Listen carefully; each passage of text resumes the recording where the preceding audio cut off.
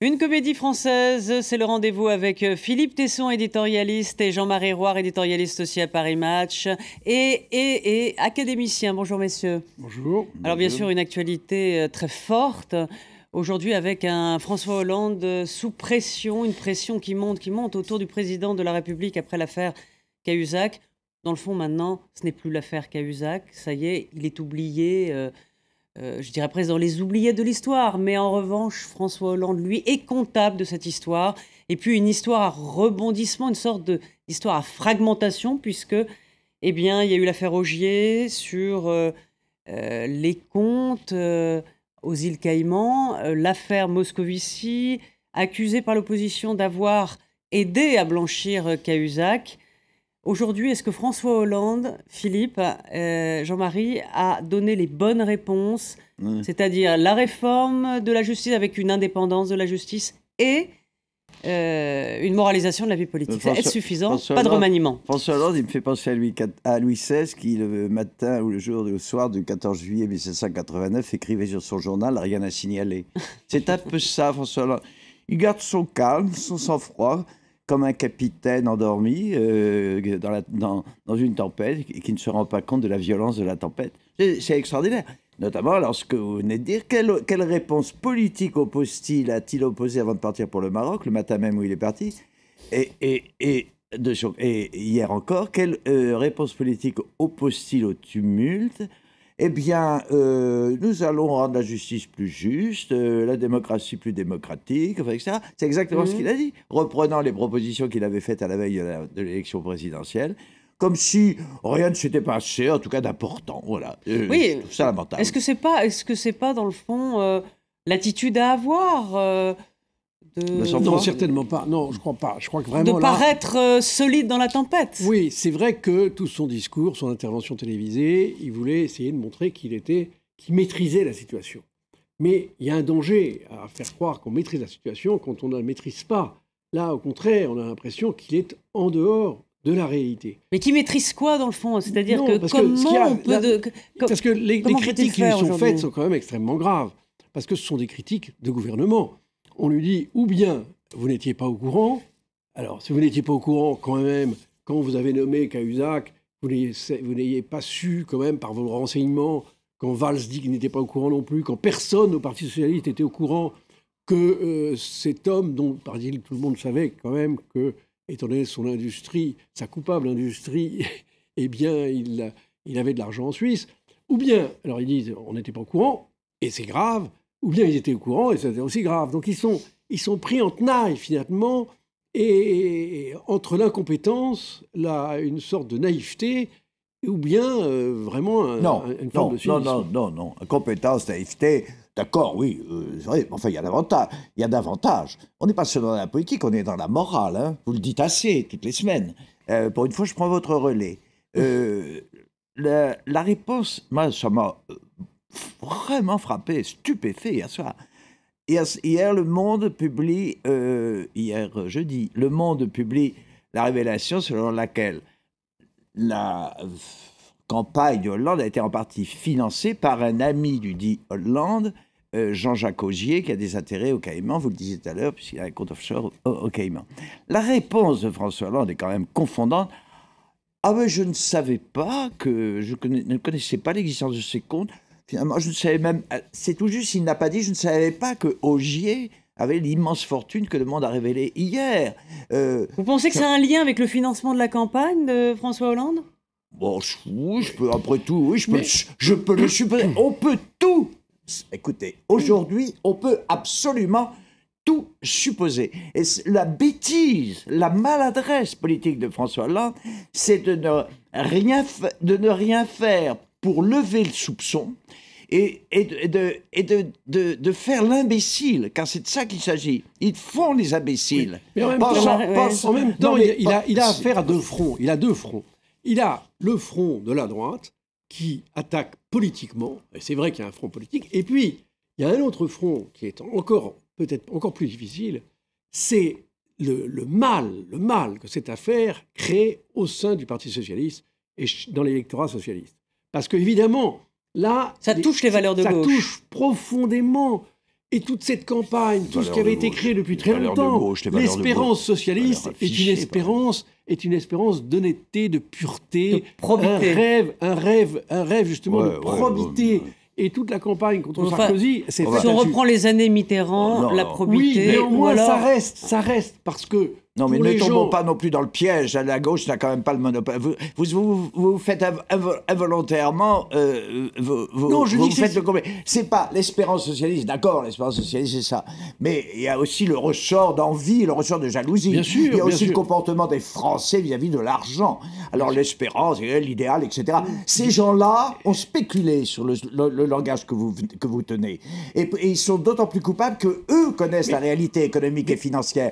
Ce ne sont pas des nuls. Ils ne viennent pas du peuple pour la plupart. Ces gens-là viennent de l'ENA. Je parlais dans le peuple. Arrêtez. Quand on voit les réactions dans le peuple sont effroyables. Le discours superbe que ce double langage que vous évoquez crée une sorte de cataclysme et il y a une sorte de... Et les gens se sentent perdus, les électeurs socialistes se sentent perdus. Il y a un véritable drame, une véritable tragédie pour les électeurs socialistes. Et ça, je trouve ça très grave. C'est pourquoi, et on se demande où vont aller ces électeurs. Eh bien, ces électeurs, moi je crois que ces électeurs vont être tentés par un radicalisme. Et ils vont tenter soit d'aller vers Mélenchon, soit d'aller... Mais ils vont pas être tentés. Mélenchon les invite à manifester le 6 mai, date anniversaire de l'élection. Ils vont pas être tentés, ils vont le faire. Alors, vous disiez tout à l'heure que François Hollande vous faisait penser à Louis XVI pour une réflexion, rien à signaler. Si on prend la métaphore historique de Louis XVI, est-ce que c'est une révolte à laquelle appelle Mélenchon une forme d'insurrection? Mais c'est exactement ça que cherche Mélenchon. C'est bien évident. Il prend un risque. En même temps, on peut le comprendre. En même temps, il donne un corps. C'est-à-dire, il incarne la colère populaire qui, jusqu'à présent, se limite quand même à l'expectative. Il l'incarne. Alors, je ne dis pas qu'il jette de l'huile sur le feu. C'est son métier. Finalement, c'est dans sa logique de faire ça. Il ne faut pas jeter la pierre, Mélenchon. Il faut qu'il y ait des Mélenchons qui existent. Sinon, alors, le peuple s'écrase constamment. Je suis pas pourtant, j'ai pas un tempérament révolutionnaire, mais je comprends parfaitement ça.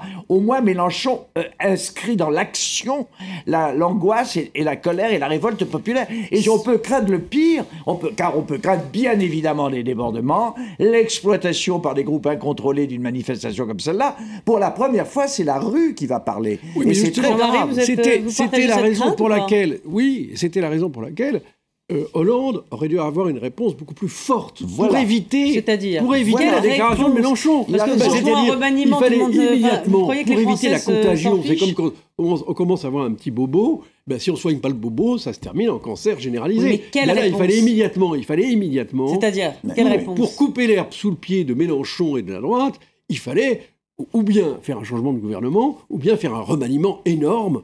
Il fallait donner une réponse politique, parce qu'en fond, et c'est là où il y a quelque chose d'un peu naïf, il dit on va faire des réformes sur la déontologie, sur l'honnêteté, qui va amener l'honnêteté à la politique. C'est de la blague, tout le monde sait qu'on a fait ça depuis toujours, et que ça n'a jamais marché, et que c'est de la poudre aux yeux. C'est de l'incantation? Donc, ce qu'il fallait, oui, c'est de l'incantation, et puis c'est surtout des vieilles armes politiciennes qui ont fait leur temps. Bon. Il fallait donner une réponse politique. Et la réponse politique, il n'y en a pas 36 000, c'est ou bien, on va pas faire la dissolution, mais il va peut-être être amené, justement parce qu'il n'a pas fait le reste, si la situation empire, il va peut-être être amené à faire une dissolution. Il fallait la jouer modeste, mais modeste authentique, pas modeste Tartuffe. Il fallait la jouer modeste. La première chose qu'il fallait dire dans la bouche d'Hollande, c'était le matin de son départ pour le Maroc, c'était, ça peut paraître bête ce que je dis, mais je suis sûr de cela. D'abord, prendre sa part de responsabilité, puisqu'il est le chef. Le chef doit faire son examen de conscience. Que le chef ait été abusé. Il est comptable de tout cela. Le chef a été abusé. Je veux bien le croire que Cahuzac est abusé et les autres est abusé, Hollande et les autres. Je veux bien le croire. Mais puisque ils faisaient partie, ils font encore partie de la famille.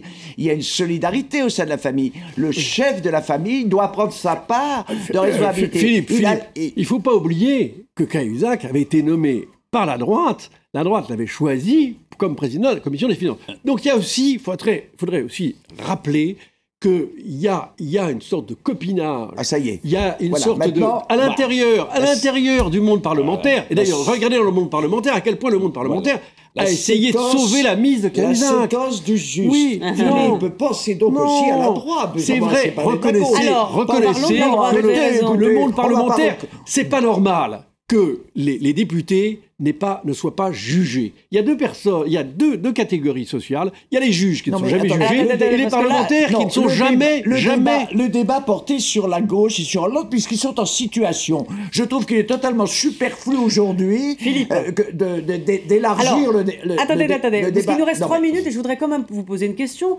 Nicolas Sarkozy, apparemment une bonne nouvelle, il pourrait y avoir un non-lieu dans sa mise en examen c'est le bon sens. La justice rejoint... Alors attendez, les Français vont encore dire, non, la justice rejoint le bon sens. Tous, mise en examen et boum, plus rien. C'était évident que le chef d'accusation, le chef d'inculpation était, à mon avis, ne tenait pas. Enfin, on l'a bien vu, tout le monde l'a dit. Faiblesse. Y compris des avocats de gauche comme Kiechman ont reconnu que ça ne tenait pas. D'accord, mais est-ce que dans l'opinion, une fois de plus, il n'y aura pas un amalgame? Vous tombez dans le même jeu que Jean-Marie. Nous parlons d'une affaire, qui est l'affaire Cahuzac. Les preuves aujourd'hui de sa culpabilité sont éclatantes. Il est donc normal que la justice sévisse. Les preuves de la culpabilité de Sarkozy, à ma connaissance et à la vôtre, ne sont pas éclatantes. Alors attendez que la justice se déclare avant de protester contre la décision de la justice si elle ne correspond pas à votre vision de la morale. Je regrette, ça n'est pas du tout la même chose. Je ne dis pas que ce que vous faites est malhonnête, je dis que vous êtes contaminé par cet esprit de justice qui est un esprit complètement faux, on est vraiment dans l'hypocrisie totale, que défend... Alors attendez, il faut que la justice passe quand c'est Cahuzac, il ne faut pas qu'elle passe quand c'est Sarkozy. Non. Mais attendez, enfin, on est obligé de les preuves pour Cahuzac, vous les avez. Ne comparez pas deux affaires tellement différentes. L'une est jugée, si je puis dire, au sens où la vérité sur Sarkozy, vous ne la connaissez pas encore. Alors on vous demande pas tant. On ne vous demande pas de juger avant la justice. Pour revenir. C'était pas ça ma question. Oui, mais c'est ça qu'elle veut dire. C'est ça la signification. Pour revenir au concret. Pour revenir au concret, il me semble qu'en tout cas, l'affaire Cahuzac apporte une preuve, c'est que la pression fiscale est tellement effroyable en France que même les socialistes, même les dirigeants socialistes, sont obligés d'aller mettre leur argent en Suisse.